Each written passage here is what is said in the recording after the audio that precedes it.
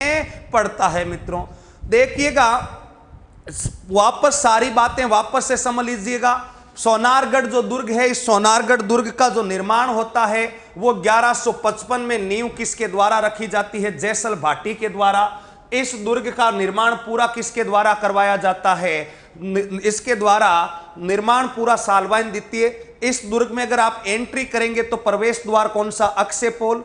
इस दुर्ग की श्रेणी यानी कौन सी कैटेगरी में आता है? इस कैटेगरी में मित्रों दानवन कैटेगरी में आता है। अगला, इस दुर्ग में सर्वाधिक बुर्ज है और सर्वाधिक बुर्जों वाला किला, यह प्रश्न भी पूछा जा चुका है। जैसलमेर में कुल बुर्जों की संख्या बताओ कितनी है? 99 है। बताओ कितनी है? 99 है। मित्रों यह भी अपने को ध्यान रखना है। छत लकड़ी से निर्मित है।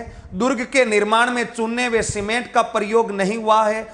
अपने किसका प्रयोग हुआ है? जिप्सम का। इस दुर्ग के चारों तरफ का जो परकोटा है वो गागरे नुमा होने के कारण इस दुर्ग को कमर कोट अथवा बताओ क्या कहते हैं? गागरा कोट कहते हैं। 2009 में 5 रुपए का डाक टिकट, और इस दुर्ग पर मूवी बनी, उस मूवी का नाम बताओ क्या था? सोनार किला। अगला, इस दुर्ग में जिनभद्र सूरी भूमिगत संग्रहालय स्थित है जिसमें ताड़ पत्रों पर चित्रित ग्रंथों का संग्रह। जिनदत्त सूरी जो संग्रहालय है वो अंडरग्राउंड संग्रहालय है और इसमें जो प्राचीन समय के ग्रंथ है जैसे 10वें कालिक, सूत्र चूर्णी, औध निरुक्ति सुप्त, जो अपने राजस्थान के सबसे पुराने ग्रंथ है, जो ताड़ पत्र यानी तांबे के पत्रों पर लिखे गए हैं, उनका संग्रहण जो है वो कौन से संग्रहालय में किया गया है? वो इसी में किया गया है। ताड़ पत्र करते ताम्र पत्रों के ऊपर, तांबे के पत्तों के ऊपर जो लिखा गया ग्रंथ होता है उनको ताड़ पत्र कहते हैं और ये इस अंडरग्राउंड संग्रहालय में रखा गया है। ये अपने को थोड़ा सा इस दुर्ग के बारे में क्या रखना है? जाने रखना। इसका जल्दी से जो भी स्क्रीनशॉट वगैरह लेना है जल्दी से लीजिए, फिर इस दुर्ग के बारे में आगे बढ़ते हैं। यहां तक के एक एक बिंदु सबको अच्छे से क्लियर होने चाहिए, जिसका जल्दी से लिखिए, स्क्रीनशॉट ले लीजिए।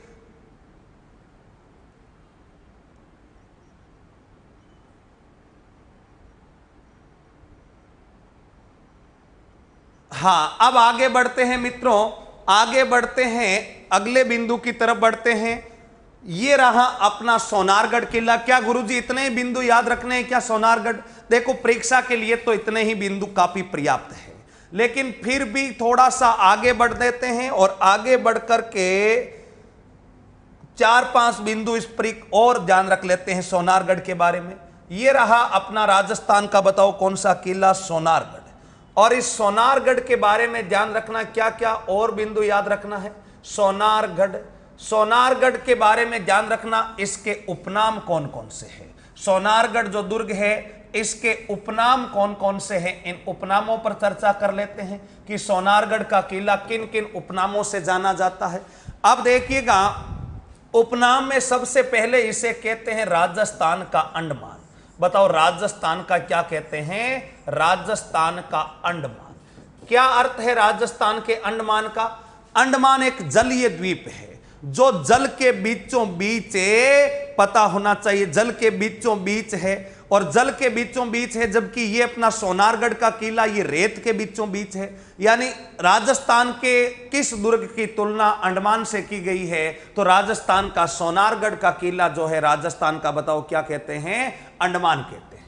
मित्रों इसे गलियों का किला भी कहते हैं। बताओ इसे क्या कहते हैं? इसे गलियों का किला भी कहते हैं। गलियों का किला, इसका अर्थ क्या होता है? इस दुर्ग के भीतर आप जाएंगे तो अत्याधिक क्या है? गलियां ही गलियां है। इस कारण इस किले का नाम बताओ कौन सा किला हो गया? गलियों का किला। इसको मित्रों रेगिस्तान का गुलाब कहते हैं। इसी दुर्ग को बताओ क्या कहा जाता है? रेगिस्तान का गुलाब कहा जाता है। इसी दुर्ग को कहा जाता है रेगिस्तान का गुलाब। रेगिस्तान के गुलाब का अर्थ क्या हो गया? क्योंकि पूरे चारों तरफ रेत ही रेत है और बीच में गुलाब की तरह एक भव्य इमारत महक रही है, और वो इमारत कौन सी है? सोनारगढ़। देखिएगा कौन सी है? सोनारगढ़। ये अपने को थोड़ा सा ध्यान रखना है। अगला बिंदु, अगले बिंदु के बारे में ध्यान रखना, रेगिस्तान का गुलाब। इसके अलावा इसका उपनाम हो जाता है अपने त्रिकुटगढ़ या गोहरागढ़। पास में त्रिकुट पहाड़ी पर एक त्रिकुट पर्वत पर एक पहाड़ी बनी है और उस पहाड़ी का नाम है गोहरा, तो इसी का नाम हो गया गोरागढ़। इसी को कहते हैं त्रिकुटगढ़। बताओ इसी को कौन सा गढ़ कहते हैं? त्रिकुटगढ़ कहते हैं। पीले पत्थरों से निर्मित होने के कारण इसे golden fort, the golden fort भी कहते हैं। बताओ कौन सा फोर्ट कहते हैं? द गोल्डन फोर्ट भी कहते हैं, क्योंकि गोल्डन, गोल्ड का अर्थ क्या होता है? सोना, और पीले पत्थरों से बना हुआ है और सोने की तरह महक रहा है, सोने की तरह महक रहा है। इसके अलावा ध्यान रखना, स्वर्ण नगरी भी कहते हैं। बताओ इसको कौन सा नगरी कहते हैं? स्वर्ण नगरी। अगर स्वर्णगिरी होता तो जैसलमेर हो जाता। ये सारे के सारे अपने को थोड़ा सा ध्यान रखना है। रेत में, रेत के समुद्र में लंगर डाले हुए जहाज के समान ये भी कहलाता है, क्योंकि रेत के समुद्र में पूरा रेत ही रेत है और बीच में जहाज के समान बैठा है, तो रेत में लंगर डाले हुए जहाज के समान किला कौन सा माना जाता है? जैसलमेर। चलो ये बातें तो होती रहेगी, आगे बढ़ते हैं इस दुर्ग के बारे में। मित्रों, इस दुर्ग में एक मंदिर बना हुआ है और उस मंदिर का नाम है लक्ष्मी नारायण मंदिर। बताओ इस दुर्ग में एक मंदिर बना हुआ है, उस मंदिर का नाम बताओ कौन सा मंदिर है? लक्ष्मी नारायण मंदिर बना हुआ है। और ये जो लक्ष्मी नारायण मंदिर है, इसकी खास बात क्या है? इसके दरवाजे व खिड़कियां चांदी से निर्मित है। बताओ इसके दरवाजे व खिड़कियां क्या है? इसके दरवाजे व खिड़कियां चांदी से निर्मित, दरवाजे व खिड़कियां चांदी से निर्मित है। बताओ किस में है दरवाजे व खिड़कियां चांदी से निर्मित है? लक्ष्मी नारायण मंदिर में। एक लक्ष्मीनाथ जो है वो लक्ष्मीनाथ मंदिर बताओ कहां पर पड़ता है? बीकानेर में पड़ता है। ये भी थोड़ा सा ध्यान में रखिएगा।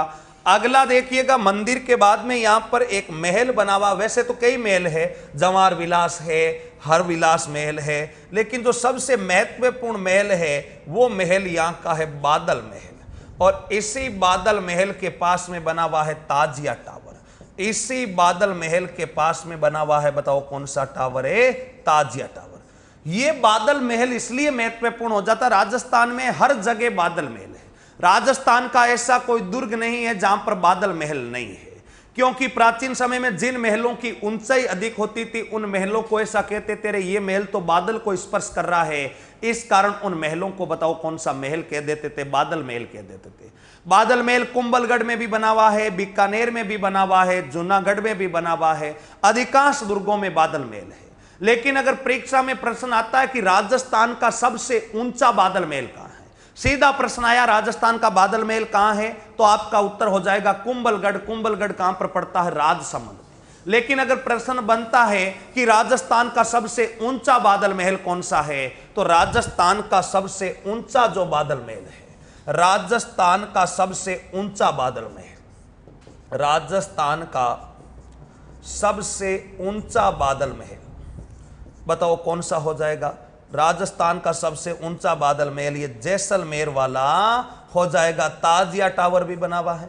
इसके अलावा यहां पर जवाहर विलास महल, हरविलास महल, इसके अलावा यहां पर कई सरोवर वगैरह बने, लेकिन उनकी कोई भी महत्वपूर्ण जानकारी नहीं रखनी है। अब देखना अगला बिंदु ध्यान रखिएगा, सोनारगढ़ जैसलमेर के बारे में नंबर 4 का बिंदु। इस दुर्ग, ये दुर्ग 2.5 शाकों के लिए प्रसिद्ध है। बताओ ये दुर्ग कितने शाकों के लिए प्रसिद्ध है? ये दुर्ग 2.5 शाकों के लिए प्रसिद्ध है। ये दुर्ग 2.5 शाकों के लिए प्रसिद्ध, 2.5 शाकों के लिए प्रसिद्ध। इसका अर्थ क्या है भाई? राजस्थान में एकमात्र अर्ध शाखा जो है वो किस दुर्ग में हुआ था? सोनारगढ़ में। पहली बात तो बताओ, शाखा तो जानते हो क्या? शाखा किसे कहते हैं? शाखा का अर्थ होता है जहां केसरिया और जोहर दोनों हो जाए उसे क्या कहते हैं? शाखा कहते हैं। और केसरिया का अर्थ होता है राजा द्वारा युद्ध भूमि में लड़ते हुए वीर गति को प्राप्त हो जाना, क्या कहलाता है? केसरिया कहलाता है। जबकि रानियों के द्वारा जल अथवा अग्नि में कूद कर, केसरिया होने के पश्चात अपना सतीत्व बचाने के लिए जल अथवा अग्नि में कूदना जोहर कहलाता है। और केसरिया और जोहर को क्या कहते हैं, साका। राजस्थान के इस दुर्ग में 2 साके तो पूरे हुए थे, लेकिन एक साका अधूरा साका रहा था और वो राव लूणकरण के समय घटित हुआ था। राजस्थान के इतिहास का एकमात्र अर्ध साका बताओ कौन से दुर्ग में होता है, जैसलमेर दुर्ग में होता है। यानी ये दुर्ग कितने साकों के लिए प्रसिद्ध हो जाएगा, 2.5 साकों के लिए प्रसिद्ध हो जाएगा। एक बार यहां तक स्क्रीनशॉट लीजिए, उसके बाद देखते हैं कौन कौन से साके कब कबे हुए थे मित्रों।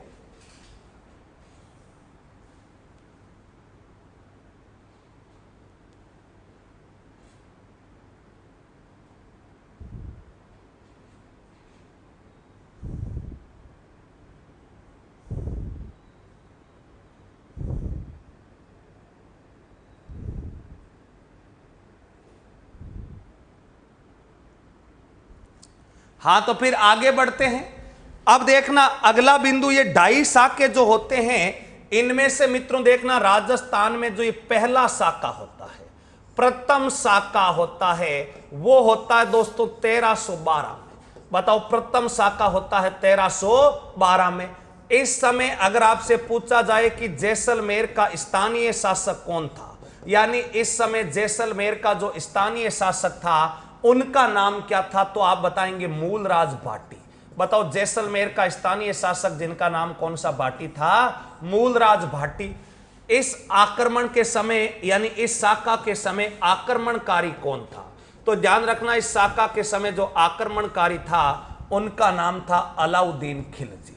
यानी जैसलमेर 2.5 साकों के लिए प्रसिद्ध है। ये साके कब कब हुए थे, रानियों का नाम उल्लेखित नहीं मिलता, लेकिन पहला साका 1312 में हुआ था। उस समय यहां का शासक मूलराज भाटी था, जिसके ऊपर आक्रमण किसने किया था, अलाउद्दीन खिलजी ने किया था। मित्रों देखिएगा अगला दूसरा साका, अगला जो साका है दूसरा साका, बताओ कितना साका, दूसरा साका। और ये जो दूसरा साका होता है ये 1370-71 में होता है। आपको कई जगह तिथियां अलग अलग मिल सकती है, लेकिन यहां पर जो लिखवाया जाए उससे ही प्रमाणिक माना जाए।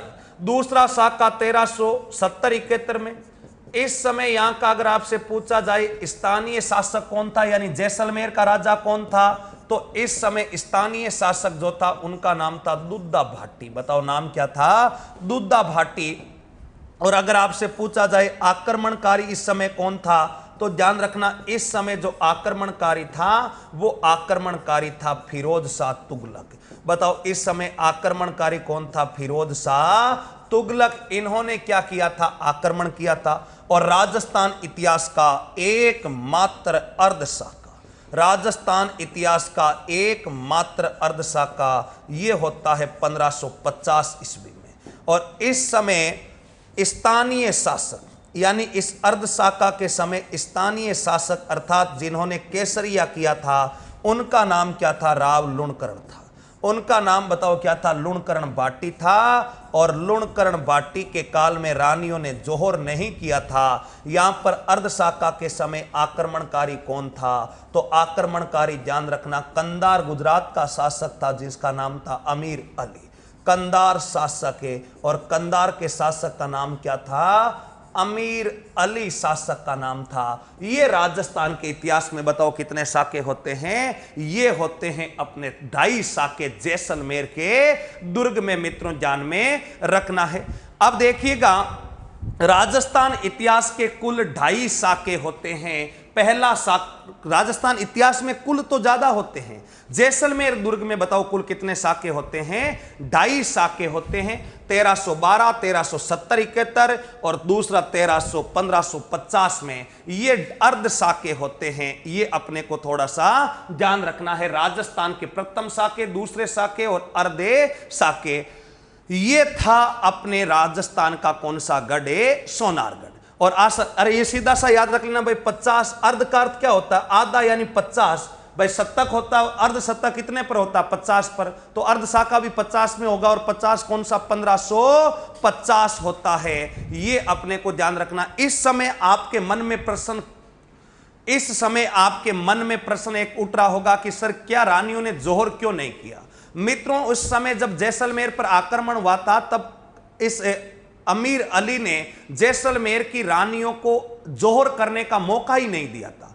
दुर्ग का घेराव करके रानियों को पहले ही बंधक बना लिया था। और उसके बाद में जब लूणकरण भाटी लड़ रहा था अमीर अली के सामने, तो लड़ते हुए वीर गति को प्राप्त हुआ। यानी लूणकरण ने तो केसरिया कर लिया, लेकिन रानियों को जोहर करने का अवसर तक प्रदान नहीं हुआ। इस कारण इस साका को कौन सा साका कहते हैं? अर्धे साका कहते हैं। ये अपने को थोड़ा सा ध्यान में रखना है। ये राजस्थान के 3 प्रमुख साके होते हैं। राजस्थान के 3 प्रमुख क्या होते हैं? साके होते हैं। तो ऐसा गढ़ था अपना सोनारे गढ़। सर्वप्रथम साका 1316, प्रथम साका 1304, कुछ नहीं है 1304 बार। यहीं पर ध्यान रखिएगा, ये जो तिथियां लिखवाई गई है इन्हीं को ध्यान रखना। एक कह रहा गुरु जी 6 दुर्ग यूनेस्को में शामिल है, उसमें गागरोन कहां से आ गया? मेहरानगढ़ है।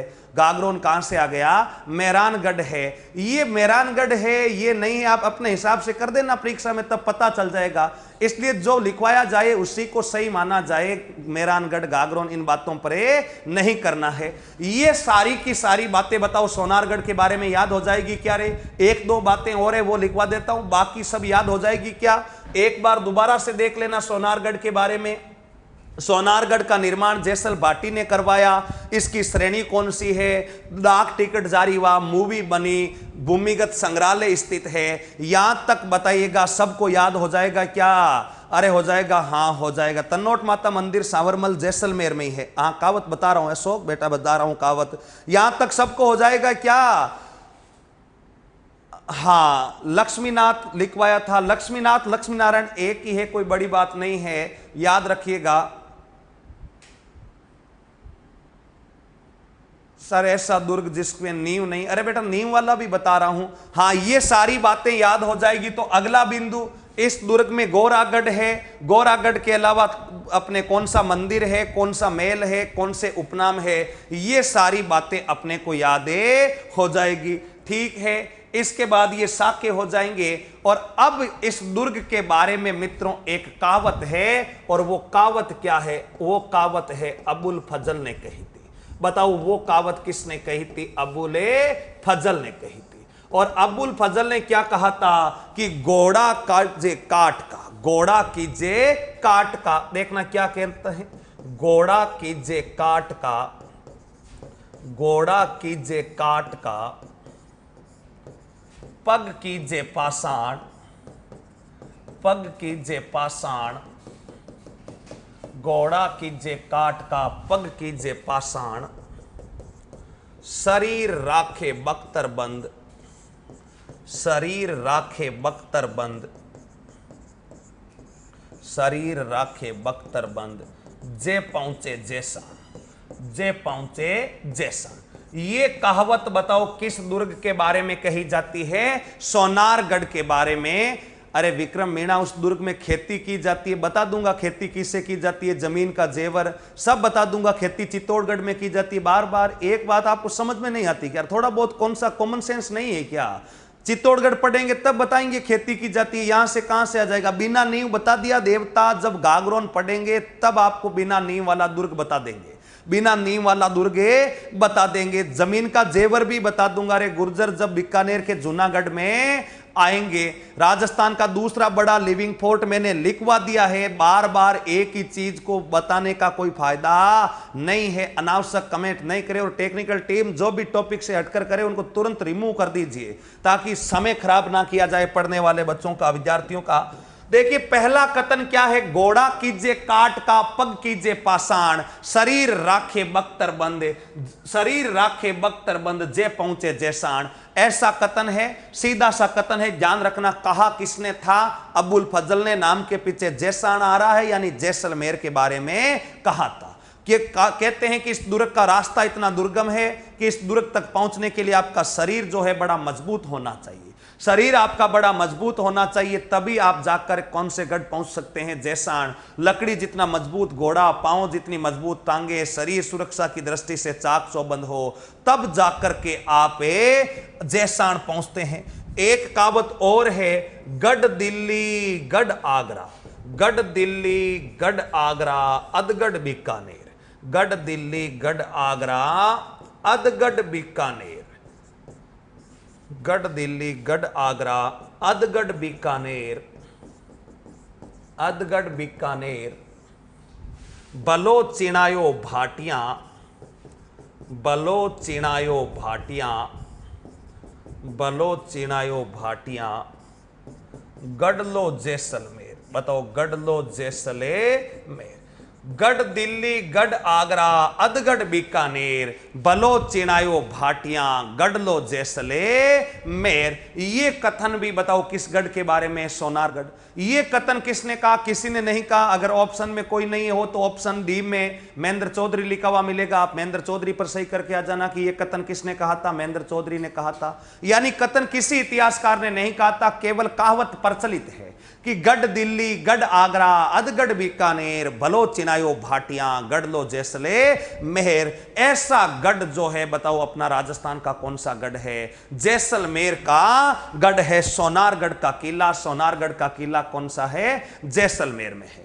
तो देखिएगा, ये था सोनारगढ़। सोनारगढ़ आशा करता हूं सबको अच्छे से क्लियर हुआ होगा। अब सीधा सा चलता हूं मैं आगे की तरफ। अगला जो किला आने वाला है उस दुर्ग का नाम है महत्वपूर्ण दुर्ग, और उस दुर्ग का नाम बताओ कौन सा दुर्ग है? बटनेर का किला। देखिएगा, आपके डिजिटल बोर्ड पर दिख रहा होगा बटनेर का किला। और बटनेर का किला ऐसा दुर्ग है जो बड़ा महत्वपूर्ण, ऐतिहासिक दृष्टि से बड़ा महत्वपूर्ण दुर्ग है। इसकी जो भी विशिष्ट बातें हैं वो विशिष्ट बातें ध्यान रखना। 5-7 बातें इसके बारे में ध्यान रखनी है, लेकिन इस किले को एक बार देखिए और इस किले को देखकर इस किले के दर्द को समझिए। ये किला इतना दर्द से, इस राजस्थान की भूमि के लिए इस दुर्ग ने जितना दर्द सहा है उतना किसी ने नहीं सहा है।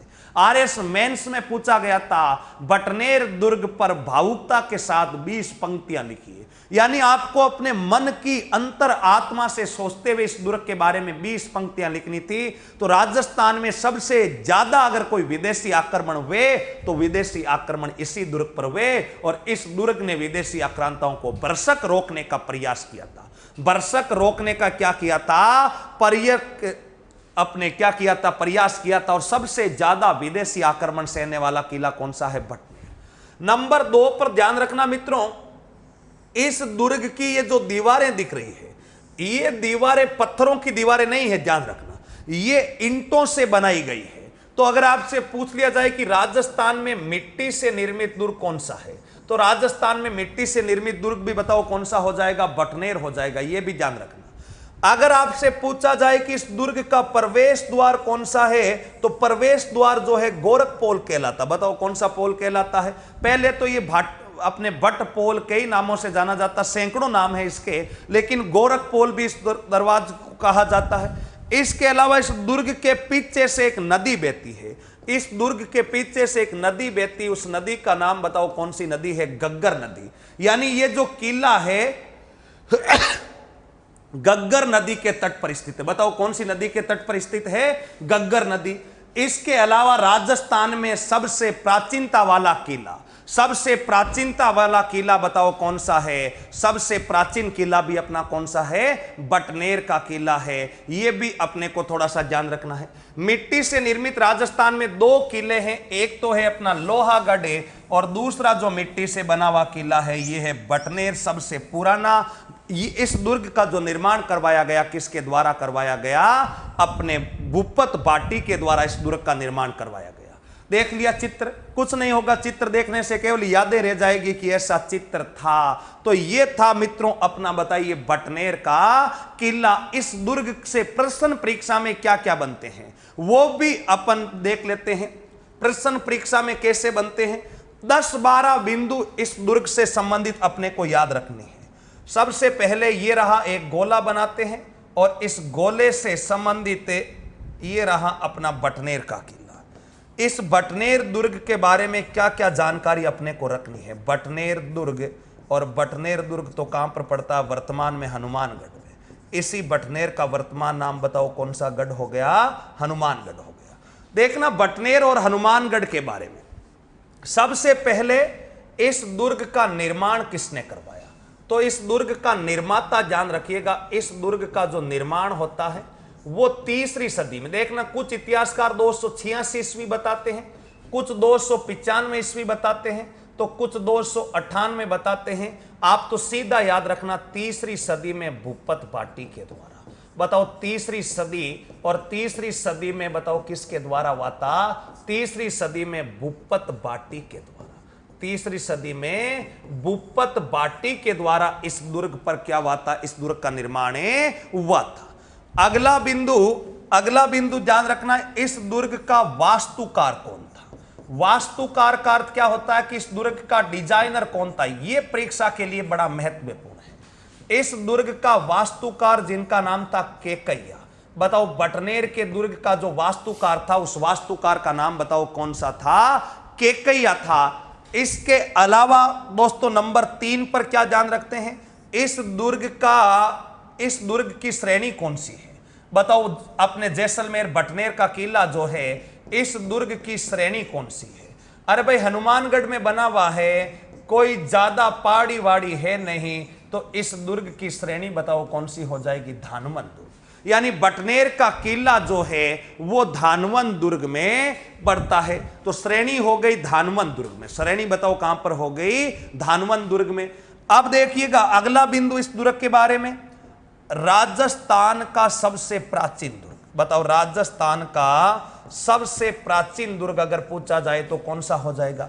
राजस्थान का सबसे प्राचीन दुर्ग यही कहलाएगा बटनेर, क्योंकि तीसरी सदी में राजस्थान में कोई दुर्ग बना नहीं था। राजस्थान में सबसे ज्यादा दुर्गों का निर्माण 15वीं शताब्दी के आसपास से हुआ था। अगला बिंदु देखना, राजस्थान का सबसे प्राचीन, इसके अलावा मिट्टी से निर्मित दुर्ग। बताओ किससे निर्मित दुर्ग? मिट्टी से निर्मित दुर्ग। मिट्टी से निर्मित दुर्ग। इसके अलावा ध्यान रखना, गग्गर नदी के तट पर स्थित दुर्ग। कौन सी नदी के तट पर? गग्गर नदी। इसी को अपन कई नामों से जानते हैं, सरस्वती है, मृत नदी है, द्वेषवती नदी है, द्वेषवती नदी है। गग्गर नदी के तट पर स्थित। बताओ कहां पर स्थित है? गग्गर नदी के तट पर स्थित है। इसके अलावा इसके बारे में क्या याद रखना है? इसके अलावा याद रखना है सर्वाधिक विदेशी आक्रमण। लिख लिए, सर्वाधिक विदेशी आक्रमण झेलने वाला दुर्ग। सर्वाधिक विदेशी आक्रमण, सर्वाधिक विदेशी आक्रमण, सर्वाधिक विदेशी आक्रमण झेलने वाला दुर्ग, झेलने वाला दुर्ग।